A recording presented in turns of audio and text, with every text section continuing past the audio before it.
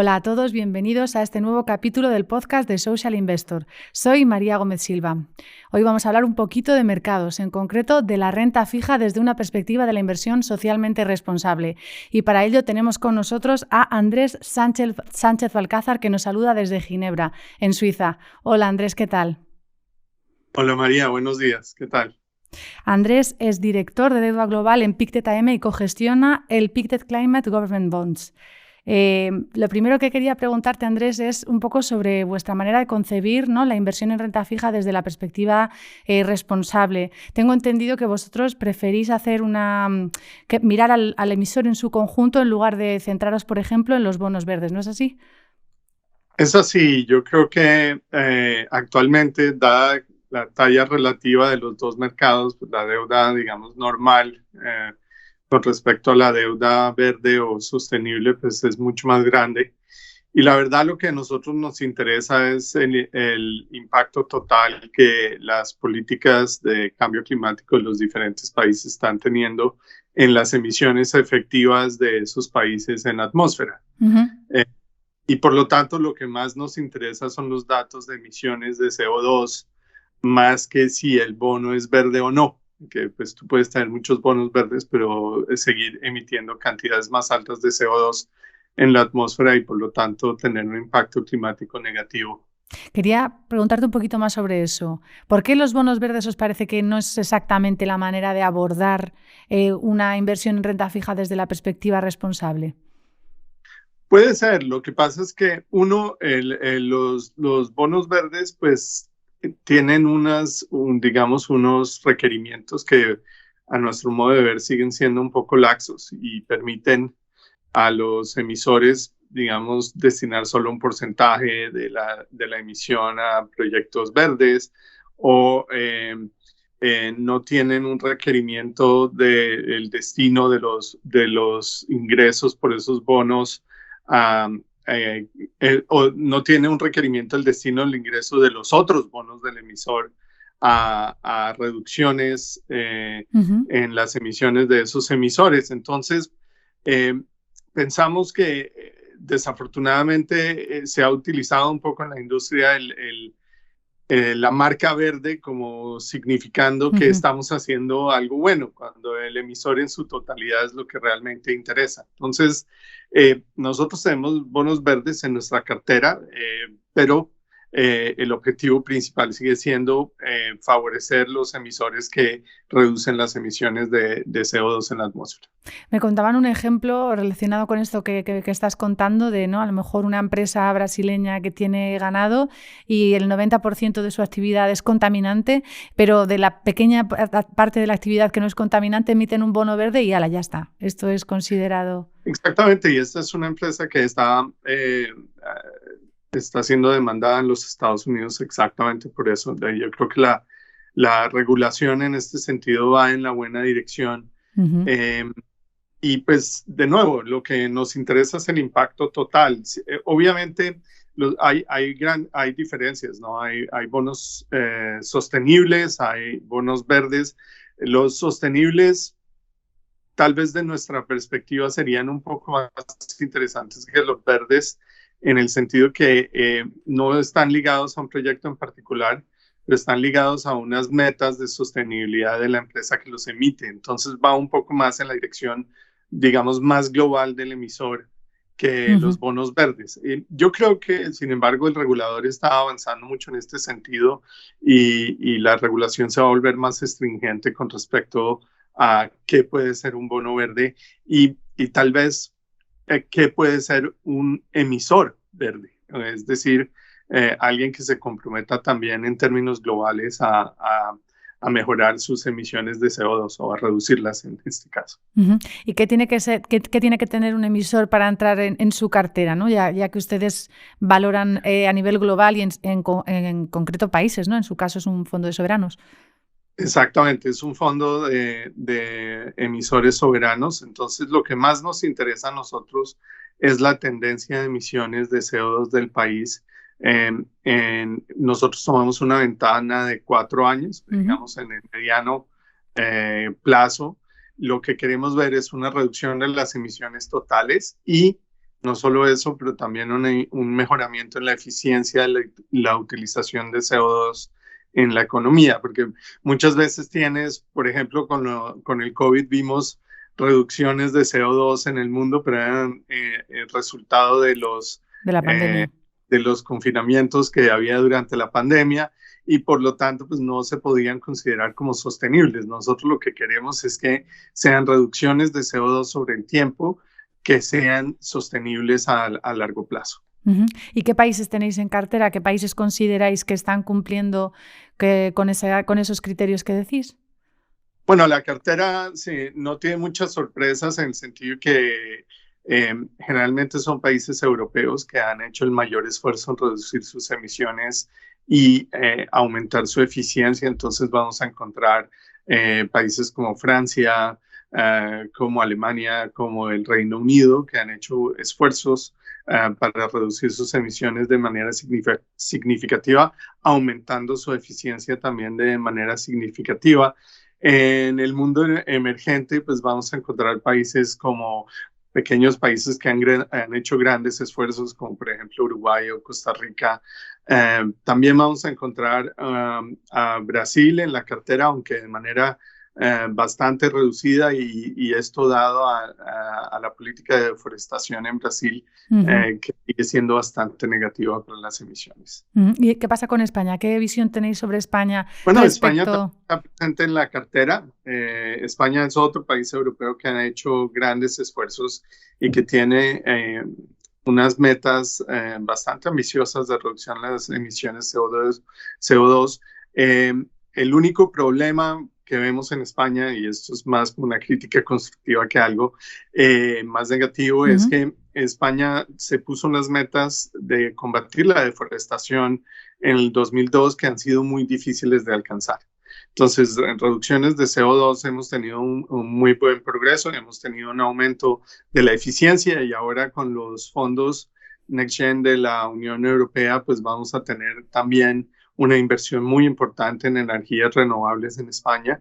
Lo único que diríamos es que sí, el esfuerzo en deforestación o en controlar la deforestación o reforestar España, pues podría ser mejor. ¿Y qué pasa con la parte de la rentabilidad? Porque claro, son las dos caras de la moneda que hay que mirar cuando se Sí. invierte en esto. ¿Qué pasa con la deuda española? Ahora mismo está bastante atractiva. La deuda española es bastante atractiva. Nosotros pensamos que muchas veces e injustamente España se pone en la misma canasta, digamos, que por ejemplo Italia, que para nosotros tiene una trayectoria de riesgo mucho más negativa que la española. La deuda española, pues, aunque vimos un incremento significativo después de la pandemia, pues sigue a niveles controlables. España tiene una historia, digamos, en los últimos 20 años de cierto grado de rigor fiscal que le ha permitido tener deuda sobre el PIB por debajo del 100%, lo cual ha hecho la deuda española mucho más sostenible. Nosotros pensamos que al final de cuentas lo que nos gustaría ver es una tendencia estructural en el gasto fiscal que sea un poco más controlada, pero entendemos que en las circunstancias actuales, justo después de la pandemia, pues esto tal vez no sea posible, pero sí queremos a largo plazo y sobre todo cuando el pasivo pensional de la economía española continúe incrementándose, pues que haya un poco más de rigor fiscal en las cuentas para continuar a tener una deuda sostenible a largo plazo. ¿Y qué pasa con las exclusiones? ¿Aplicáis exclusiones? ¿Hay algún país que esté excluido de vuestro...? Sí, nosotros tenemos como una relación de amor y odio con las exclusiones. Creemos que sea necesario tener exclusiones desde el punto de vista de sostenibilidad, más que todo correspondiente a países que están sujetos a sanciones, a países que son regímenes opresivos o regímenes políticos fallidos.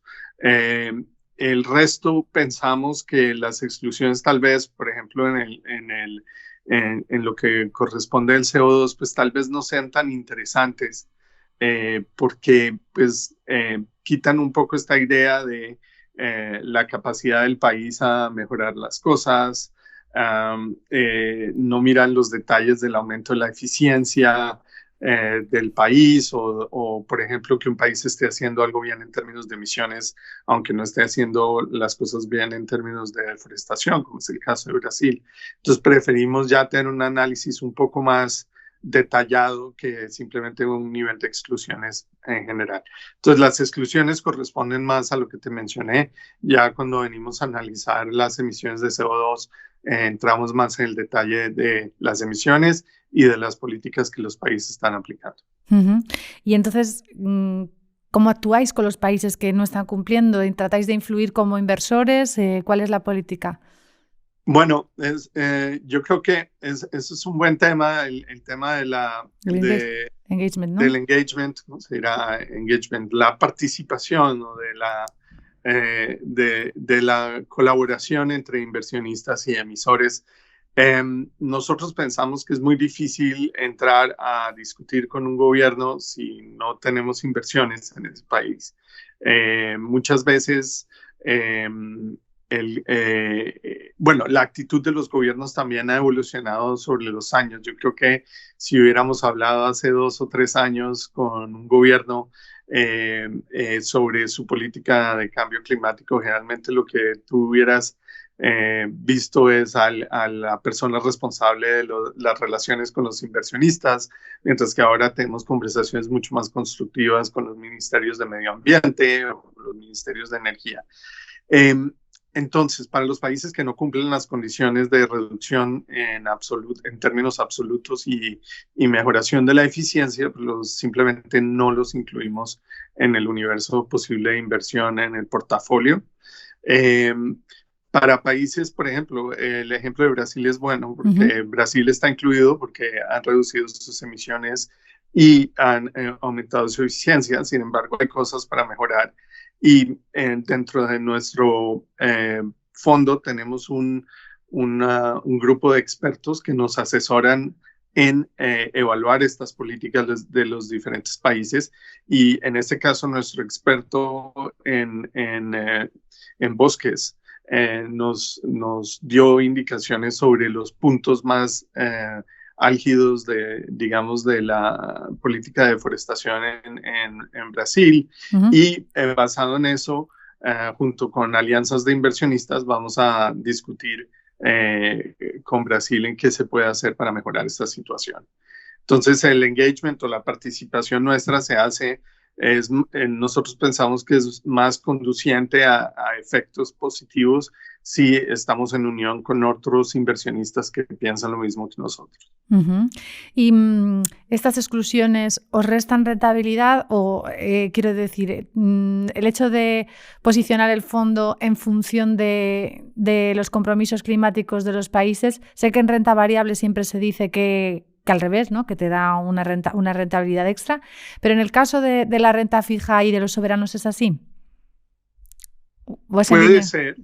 Puede ser, como te dije, por ejemplo, una cartera que favorece las emisiones de CO2 más bajas generalmente va a tener un componente de Europa bastante importante, y hay periodos como en los últimos 2 meses en el que la deuda europea va a tener un desempeño menor, por ejemplo, que la deuda americana, y ahí está el arte del gestor. Nosotros nunca pretendimos que íbamos a ser expertos en cambio climático y por eso nos rodeamos de expertos en esa materia aquí, con los que tenemos discusiones 2 veces por año para evaluar las políticas, pero al final lo que nosotros hacemos es gestionar carteras, y el arte de esta cartera va a ser entonces tener rendimientos superiores al índice, en este caso el FTSE/WGBI de deuda soberana, con un promedio de emisiones por país mucho más bajo del 50% del índice.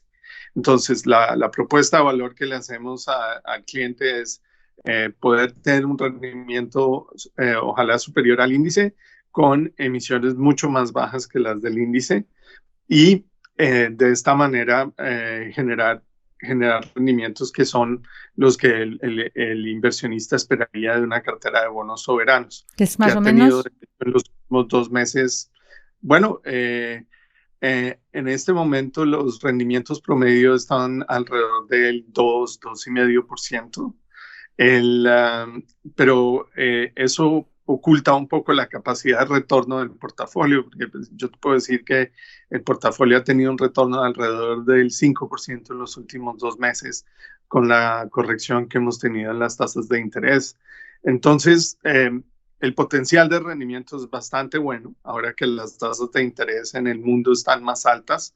Y de nuevo, donde nosotros ponemos o donde nosotros proponemos nuestra calidad de inversión es en esa capacidad de generar esos retornos y tener menos emisiones. ¿Y qué pasa con China? China es el elefante de la habitación. Bueno, China es el elefante en el cuarto, ¿no? De este problema. China desafortunadamente ha tenido una tendencia a la alza constante de sus emisiones en los últimos, yo diría, en los últimos 20 años. Ahora, China ha hecho grandes progresos en la eficiencia de la utilización de su CO2. Sin embargo, el ritmo de crecimiento de la economía china y dado el tamaño de la economía china, pues hace que China tenga emisiones absolutas cada año más altas y por ende no estar incluido en nuestro portafolio. El, lo que se haga en términos de emisiones en China va a ser completamente crucial para realmente llegar a los objetivos que se fijaron en los acuerdos de París. Es por eso que desafortunadamente el clima geopolítico en el que estamos ahora, donde el diálogo entre el oeste y el oriente es cada vez más difícil, no es muy favorable a los objetivos que se tienen en cambio climático. Es importante decir también que no va a haber transición verde en el mundo, transición energética hacia energías renovables sin China. China domina la producción de muchos de los componentes de la energía verde en paneles solares, en generadoras de viento, en conductividad también y en baterías. Por lo tanto, se requiere un diálogo mucho más activo con China para lograr esos objetivos a nivel global. Y ya para terminar, habíamos empezado hablando de bonos verdes, quería terminar también con lo mismo. Habías comentado que la regulación va a hacer que los bonos verdes pues precisamente sean más verdes, ¿no? Lo que habíamos comentado. En concreto, ¿qué va a cambiar la regulación respecto a los bonos verdes? ¿Qué los va a hacer más verdes? Bueno, nosotros pensamos que un objetivo de tener un porcentaje muy alto, cercano al 100% de la emisión, destinado a un proyecto de reducción de las emisiones del emisor, por ejemplo, eso vamos a tender hacia allá. No sé si ese sea el porcentaje, porque los emisores también están buscando tener más flexibilidad. Nosotros pensamos también que un régimen de vigilancia va a ser establecido para verificar que esos objetivos de reducciones se están cumpliendo. Y por el lado de los emisores por fuera de Europa, nosotros pensamos que demandas como las que mencionamos ahora, esta compañía brasilera de carnes en Estados Unidos, va a generar legislación que por fuera de la legislación financiera va a lograr también tener un efecto. Entonces, yo creo que la tendencia va hacia allá, va a tomar un poco de tiempo porque va a requerir que los emisores y el regulador se pongan de acuerdo, pero también lo que va a haber una tendencia es a generar tal vez más una taxonomía más clara con respecto a los emisores de bonos de gobierno. La taxonomía es bastante precisa en términos de los bonos corporativos, sin embargo, en bonos de gobierno, por razones sobre todo diplomáticas, yo pienso que es un poco una papa caliente, ¿no? Saber a quién voy a criticar y a quién le voy a decir qué hacer en términos de su política de cambio climático. Es un poco difícil.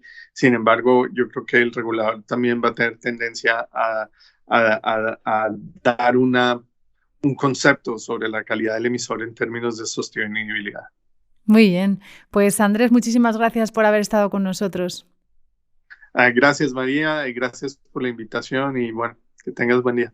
Igualmente. Y a ustedes les emplazo a seguir los contenidos de Social Investor en iVoox y en el canal de finanzas.com en YouTube.